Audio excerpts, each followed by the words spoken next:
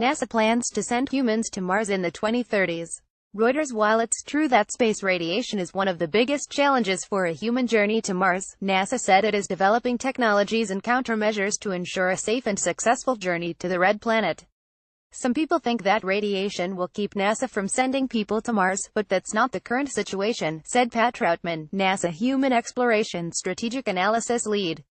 When we add the various mitigation techniques up, we are optimistic it will lead to a successful Mars mission with a healthy crew that will live a very long and productive life after they return to Earth, Troutman said in a NASA statement. NASA plans to send humans to Mars in the 2030s. Space radiation is quite different and more dangerous than radiation on Earth. Even though the International Space Station sits just within Earth's protective magnetic field, astronauts receive over 10 times the radiation than what is naturally occurring on Earth. Outside the magnetic field there are galactic cosmic rays GCRs, solar particle events SPECS and the Van Allen belts, which contain trapped space radiation. One of the most challenging parts for the human journey to Mars is the risk of radiation exposure and the in-flight and long-term health consequences of the exposure, NASA space radiation element scientist Lisa Simonson said. This ionizing radiation travels through living tissues, depositing energy that causes structural damage to DNA and alters many cellular processes, Simonson said.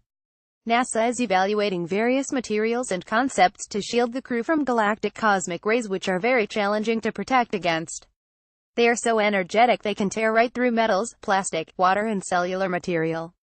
Researchers are developing and evaluating shielding concepts for transport vehicles, habitats and spacesuits with state-of-the-art models at experimental facilities such as the NASA Space Radiation Laboratory and SRL.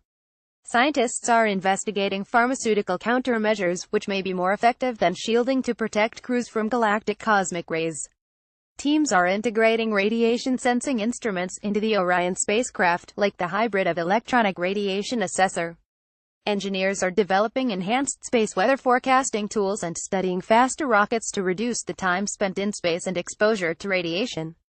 NASA's Advanced Exploration Systems Division is also developing various space radiation detection and mitigation technologies.